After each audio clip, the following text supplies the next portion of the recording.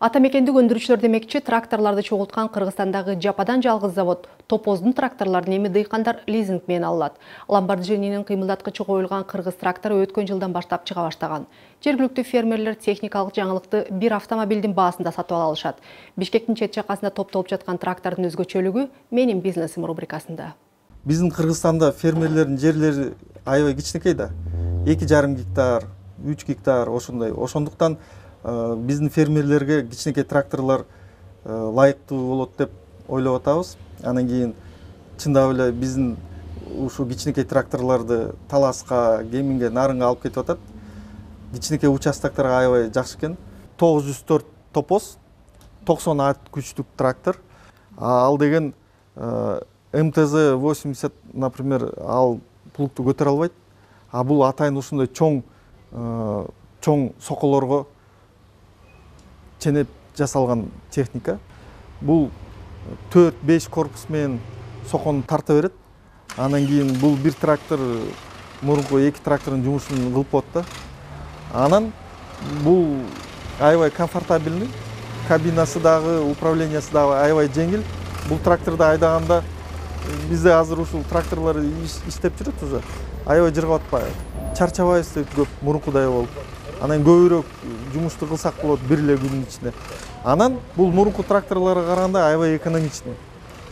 Мурунку тракторлорго караганда бир 30%га экономия кылат да.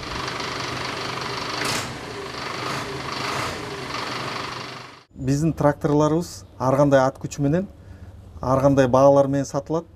$3000 баштап 120 трактор, эң чоң трактор, ал $32,000 болот да. Биздин тракторлордун двигательдери Lamborghini деген итальянский заводдун моторлору лицензия менен Кытайда жасалат. Бул культиватордун аты улук. Мунун атын биз ушу культиваторду ойлоп тапкан инженердин атынан койгонбуз. Бул культиватор 100% бияктан чыгат. Бизден детальдерди өзүн дагы бияктан чогултабыз. Бул культиватор 3 жумушту бир өткөндө жасайт. Алдындагы могу плоскорез, бул жанагы чөптөрдүн тамырларын кесип кетет.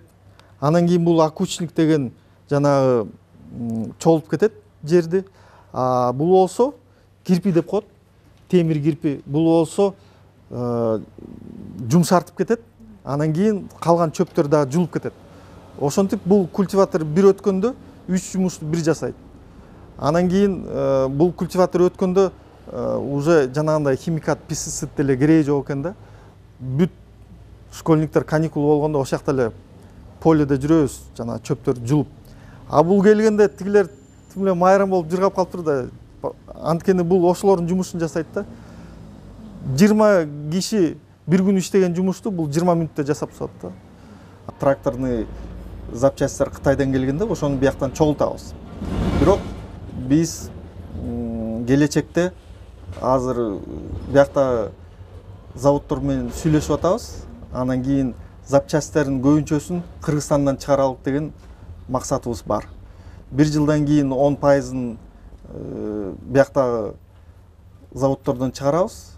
Анан кийин 5-6 жылдан кийин 100% ушу Кыргызстандан чыккан запчастьтен трактор чогултабыз деп ишенебиз. Орусияда болсо машиналар кайрадан кымбаттайт. Автодилерлер рыноктогу сатыктын төмөндөшү акырындап калыбына келип жатканын айтышууда. 2014 жылдын май айында 2013 жылдын ушул эле маалына салыштырмалуу 40%га аз сатык жүргүзүлсө, быйыл 5% аз автомобиль сатылган. Автодилерлердин маалыматында банктык насыялардын үстөк наркынын төмөндөшү, рублдун акырындап өз калыбына келиши рынокты кайра жандантууда. Мындан сырткары Орусияда 1-апрелден баштап жеңилдетилген автонасыя программасы иштеп баштады. Ал эми Кыргызстандын авторыногунда өзгөрүү жок. Сатуучулар жаңы жылдан бери авторыноктогу соода жүрбөй жатканына даттанышат. Алардын көпчүлүгү май айында бажы биримдигиндеги чек аралар ачылат деп Казакстан жана Орусиядан кардарларды күтүшкөн. Бирок май айында Казакстан менен чек ара ачылган жок. Евразиялык экономикалык биримдик менен келишим дагы азырынча толук күчүнө кире элек. Аны күткөн ишкерлердин чыгымы күн санап өсүп, базардагы ижара акыны төлөгөнчө автомобилдерди бекер берүүгө даяр. Өлкөдөгү эң ири автобазарда акыркы 2 айдан бери кыймыл жокко эсе. Унаалар ордунан жылбай кардар күтүүдө. Соода менен бирге сатуучулардын да маанайы суз. Менин бул алган машинам $8600 турган, азыр 7,5 деп жазып койдук, 6,5га сурап атат. И то 6,5га наличие алам деген киши жок да, бүт эле вариант кошуп беребиз. Алабыз деген кишилер. Наличие сураган киши жок, аз. Сатуучулардын дээрлик бары жаңы жылдан бери Европага барыша элек. Күзгү дүрбөлөңгө кошулуп, ишкерлер жүздөп автоунааларды ташып алышкан. Жана бил Кыязовдагы Насый алып 16 автоуна алып келген. Анын жарым жылдан бери 8-ин гана сатты. Иниме жаздырып туруп, тиги жанагы Насый алганбыз 300 000. Ошо менен баштаганбыз. Жаңы жылга чейин жакшы болгон. Жаңы жыл айын токтоп калды. Канчага көбөйтүлдү? Почти азыр бир машинанын баасына бар болуп калды. Ошон үчүн машиналар келбей калды. Клиенттер да албай калышты ошо машинаны.